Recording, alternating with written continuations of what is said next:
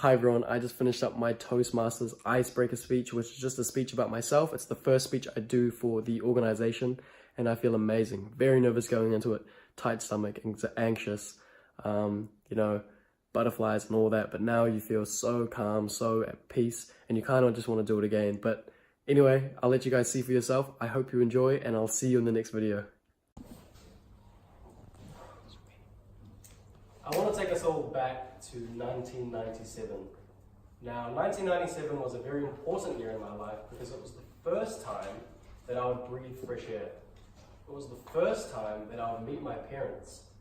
1997 was the year that I was born. In fact, I was so excited for this meeting that I showed up without any clothes on.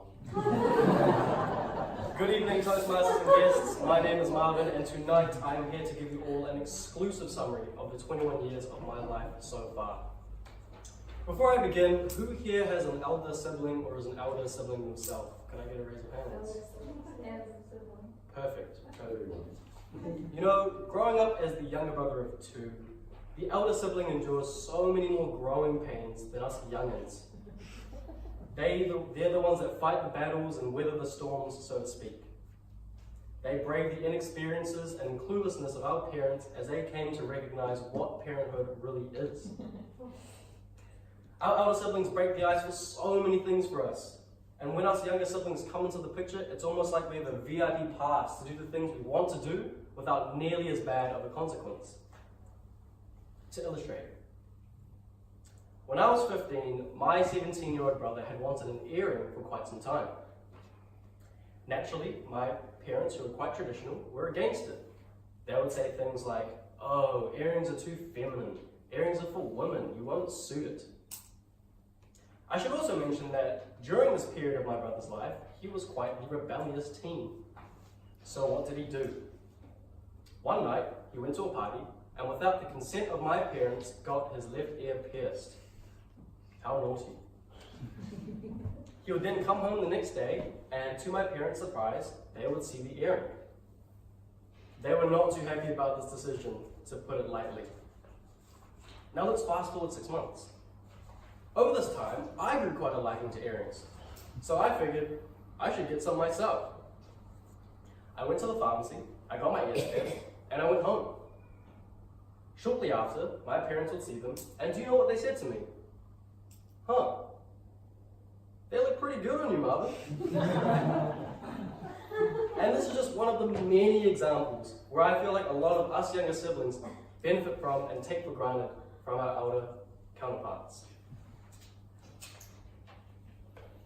But in saying all of this, there's a great amount of value in weathering those storms, of overcoming those growing pains. In my case, there were no storms left for me to fight. There were no battles left for me to battle. My brother had shouldered these for me. As a result, I grew up to become quite a shy and quite a reserved teenager.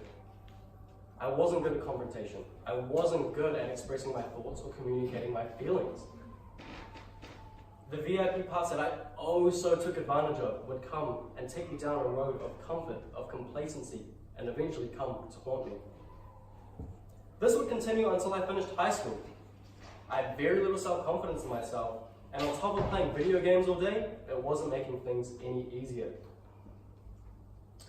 When I started university in the following year, I undertook a computer science degree. Now, computer science by nature isn't the most social or interactive degree, so I had to do something about this problem. I had to get uncomfortable. By my second year, things were getting worse. Less social interaction was happening. I was crawling deeper and deeper into my shell. I had enough. So I decided to make a deal with myself, an ultimatum, that I would talk to a stranger every single day in 2017. As you can imagine, in the beginning, this seemed almost like trying to lick your own elbow or something. It's impossible. I remember in the first few months of this goal, I couldn't make eye contact with someone in the library or walking down the street. I would have a quick glance at someone and then shy away. But as time went on, I managed to whisper a small "hi." This would get ignored, of course, because nobody could hear me.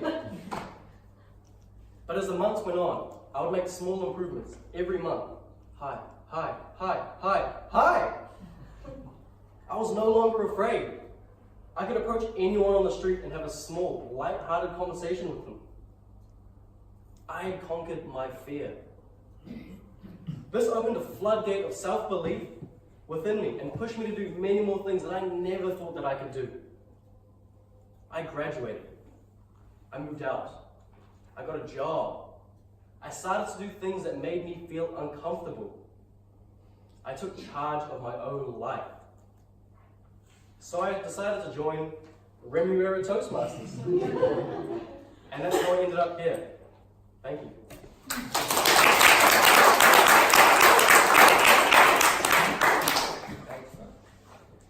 Hi. Anybody have any questions for this young man? I just wonder, who was the first person you said? I think it was just some good-looking girl in the library. Alan? Marvin, you'd gone from hi. Why then? You'd conquered it. Why then did you come to Toastmasters? Because that wasn't enough. Being able to say hi to someone was my initial goal, but I realized that there's so much more beyond that. Maybe I could create friendships, increase my network, refine what I already had built, just fine-tuning everything to the point where I would feel satisfied with myself, and that isn't for the next decade, 2 decades, so I have a long way to go. Good answer. Yeah. Most Kiwis discover at a very young age that beverages are the way to go to confidence. Why did you choose to turn away from beverages and towards Toastmasters?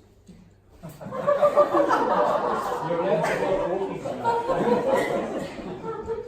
I figured that Toastmasters was probably a little bit more healthy, so I was like, It's a very wise choice. Thank you very much. thank you.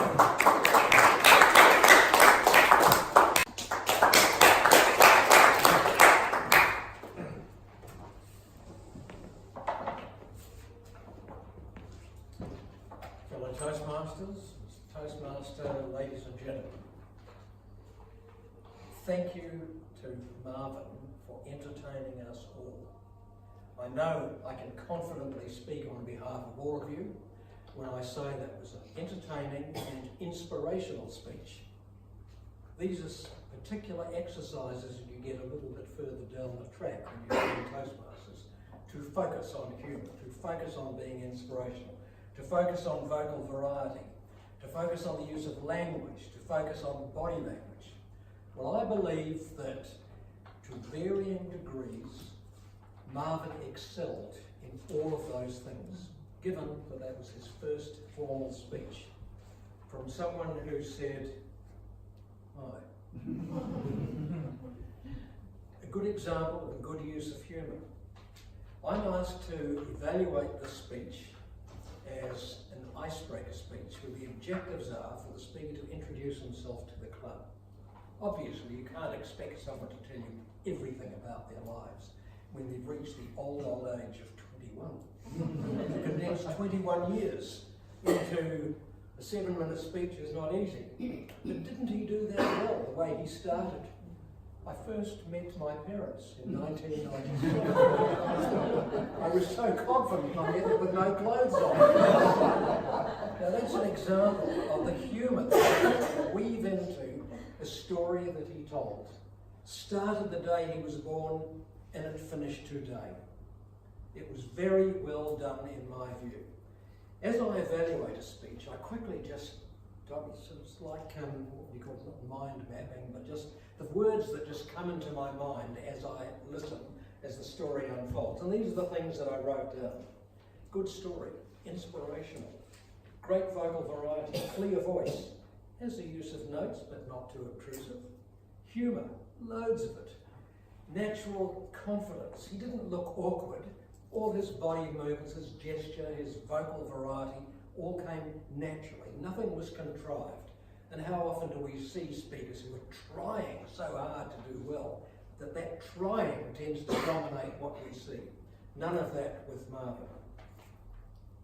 I thought he had a very creative approach to the whole story. He wasn't repetitive. I liked his language when he said something like, well, this is what he said, crawling deeper and deeper into my shell, when he described his tendency to want to withdraw and shy away from this desire to be open, but found it so hard. I don't have many recommendations for Marvin, but I do have a couple, and they are small. One is eye contact. He had notes, and you would have noticed that too, but he didn't depend on it too much. He did glance away, and I felt he probably glanced at them more than he needed to.